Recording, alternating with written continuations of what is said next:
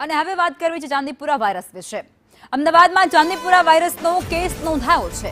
ચાંદખેડામાં રહેતા 4 વર્ષના બાળકનો રિપોર્ટ પોઝિટિવ આવ્યો છે। દાહોદમાં સારવાર દરમિયાન બાળકનું મોત નીપજ્યું છે। એએમસી આરોગ્ય વિભાગે તપાસ હાથ ધરી દીધી છે અને બાળક મૂળ દાહોદનો વતની હોવાનું સામે આવી રહ્યું છે। સંવાદદાતા હિરેન અમારી સાથે જોડાયા છે। જી હિરેન।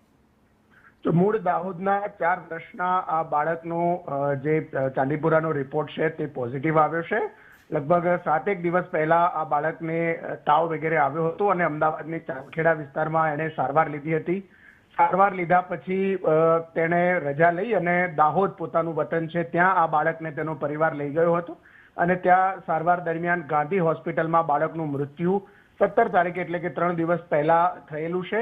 એનો રિપોર્ટ ચાંદીપુરાનો છે તે પોઝિટિવ આવ્યો છે અને એના આધારે કોર્પોરેશને અલગ અલગ 56 જેટલી વિસ્તારો છે જે ઘરો આવેલા છે ચાંદખેડામાં કે બાળક જ્યાં રહેતું હતું એનો સર્વે કરવાનું શરૂ કર્યું છે। 124 જેટલા લોકોના સેમ્પલ પણ લેવામાં આવ્યા છે।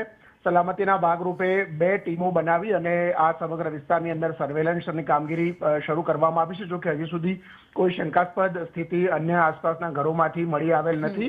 આ બાળકની ટ્રાવેલ હિસ્ટ્રી એના પિતા અંજાર એટલે કે કચ્છથી આવ્યા હતા અને એના કારણે આ કેસ એટલે જે લક્ષણો છે બાળકમાં આવ્યા હોવાની સંભાવના અત્યારે દેખાઈ રહી છે। બાળકના અને તેના પરિવારના આ ટ્રાવેલ હિસ્ટ્રી બાબતે પણ કોર્પોરેશનની આરોગ્ય વિભાગની ટીમ અત્યારે તપાસ કરી રહી છે। દાહોદની અંદર સારવાર દરમિયાન આ બાળકનું મૃત્યુ થયું છે। આભાર હિરેન।